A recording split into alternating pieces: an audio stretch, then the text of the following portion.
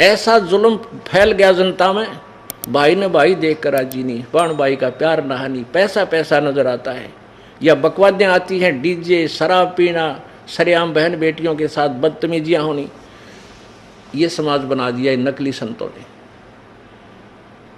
अब इसको सुधारना है, इस तत्व ज्ञान से सुधरेगा, 100% सुधरेगा, क्योंकि सब दुखी हो चुके हैं। अब एक से एक बढ़िया टेलीविजन बना लिए, दिन रात गाने, फैक्स ये क्या बोलना, एफएम के, और टेलीविजन, इसमें मोबाइल छोटा सा, इसमें पूरी फिल्म 3-3, 4-4, 10-10 घंटे की बकवाद भर के, और सब देख देख कर छक लिए, क्योंकि ये आत्मा की खुराक नहीं और मन की सेटिस्फेक्शन हो ही नहीं सकती, चाहे कितना कि मैं बना ले। आप एक गाना बढ़िया सा चलता है कोई फिल्म में, एक बार तो सब के मुंह पर वही होता है, और हफ्ते पीछे वो कहीं चले तो भी अच्छा ना लगता। तो इस प्रकार एक समय ऐसा आएगा, इन बकवादां सब छक लेंगे, और किसी का कैंसर, किसी का ब्रेन ट्यूमर, किसी के फेफड़े गल गए, किसी का अधर्म मारेगा, किसी को मेंटल हो जाएगा, टेंशन, तो ये सारे की ब्रेनमैटी होगी।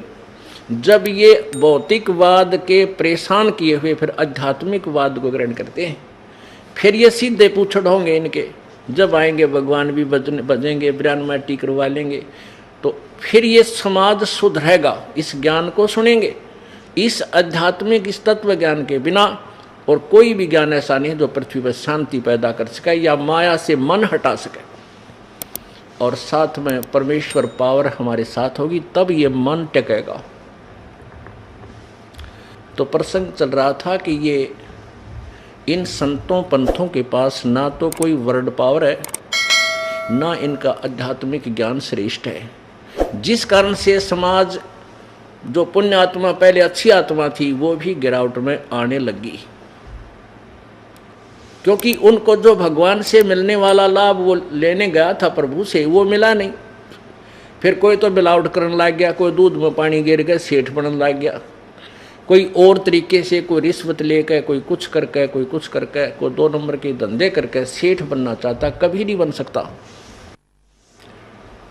अब जो चोरी, ठगी या मिलावट, रिश्वत आदि डाके मार के जो धनी बनना चाहता है, वो परमात्मा के विधान से अपरिचित है। मासा घटे न तिल बधे, विधना लिखे जो लेख, परमात्मा के द्वारा लिखा गया प्रारब्ध, उसमें कोई भी परिवर्तन नहीं कर सकता। ना श्री ब्रह्मा जी, ना श्री विष्णु जी, ना श्री शिव जी, ना परब्रह्म, ना परब्रह्म, केवल पूर्ण ब्रह्म कर सकता है।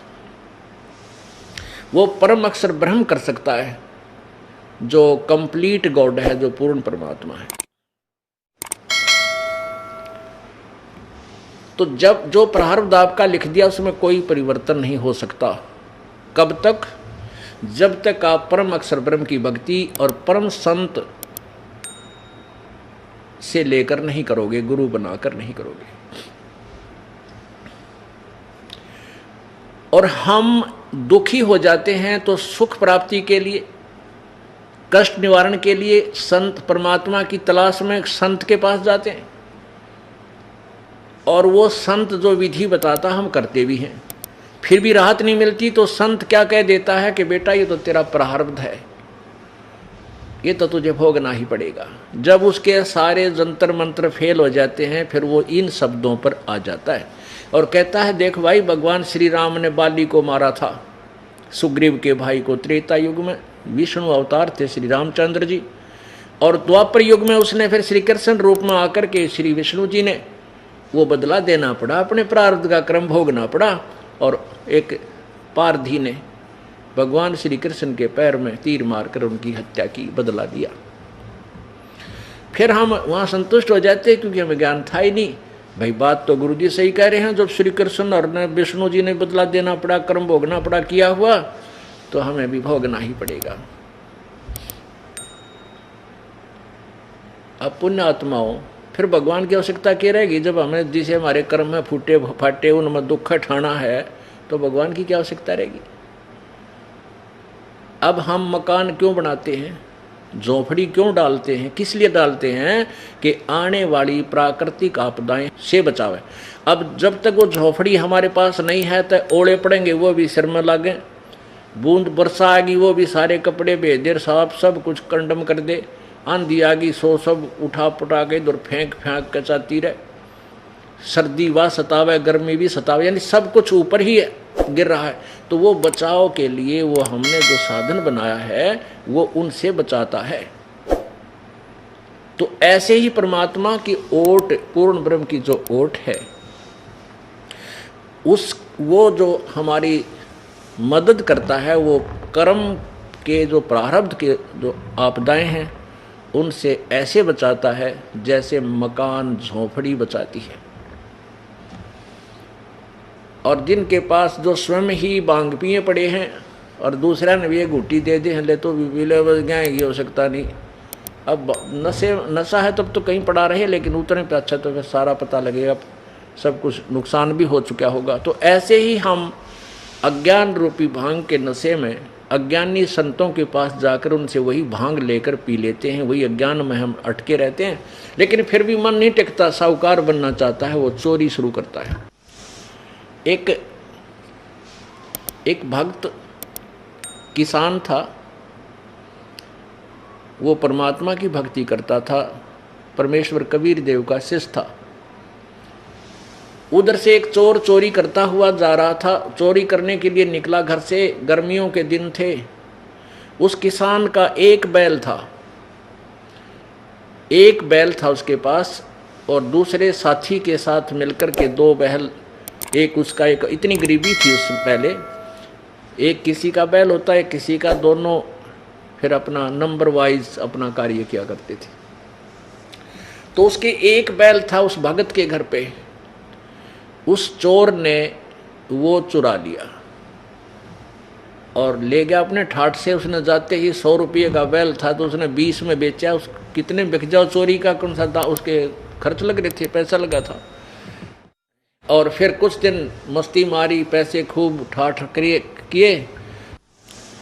अब वो चोरी का पैसा तो खर्च हो ही गया, बर्बाद हुआ, खत्म हुआ। उसने सोचा कि फिर चोरी करने निकलता हूँ। 1 वर्ष बाद घूमता घामता कहीं दाव लगा नहीं, उसने सोचा वो पहले जिसका मैं चोरी करके लाया था वहाँ के लोग बहुत अच्छे हैं, वो कोई पुलिस कंप्लेंट भी ना कराई उन्होंने, तो उधर ही चलता हूँ। तो वहाँ जाकर देखा उसने, पहले तो उसने ये देखा कि जिसका मैं बैल चुरा के ले गया था वो तो और घना दुखी हो रहा होगा। उसने क्या देखा कि वहाँ पर उसके 2 बैल बंधे थे उसके घर पर, और बहुत अच्छे तगड़े बैल थे, पहले वाले से भी अच्छे। अब उस चोर ने सोचा कि यो आदमी बढ़िया है, यो कितना कंप्लेंट भी ना करता है, वो दोनों चुरा ले गया, उसके दोनों बैल चुरा ले गया और उसने बेच ब्याच कर मस्ती मारी।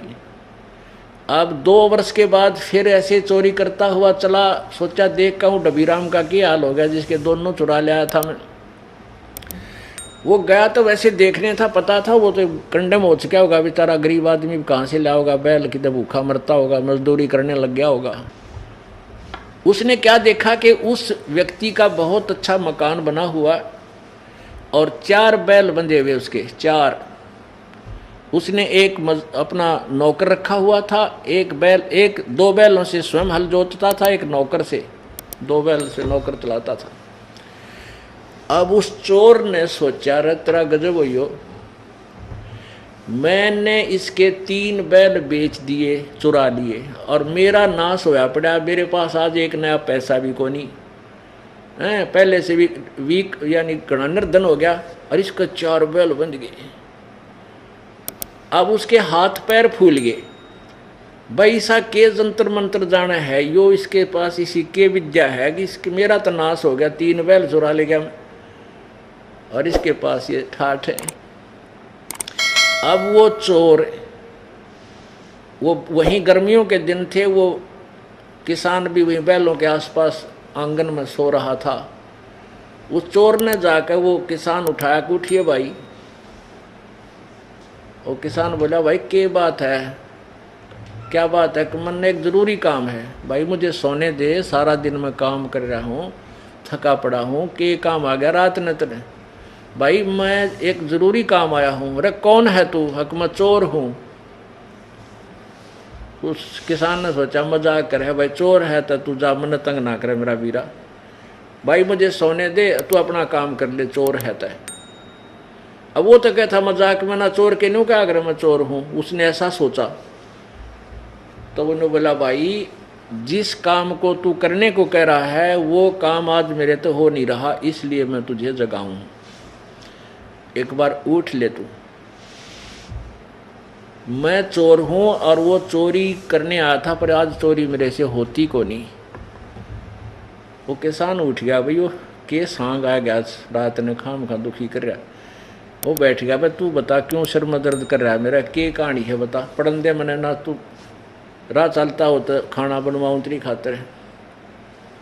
न बोला भाई मैं तो राह चलता कोई ना, नाश करनिया हूँ, मैं चोर हूँ और तेरे 3 बैल मैं चुरा के ले गया।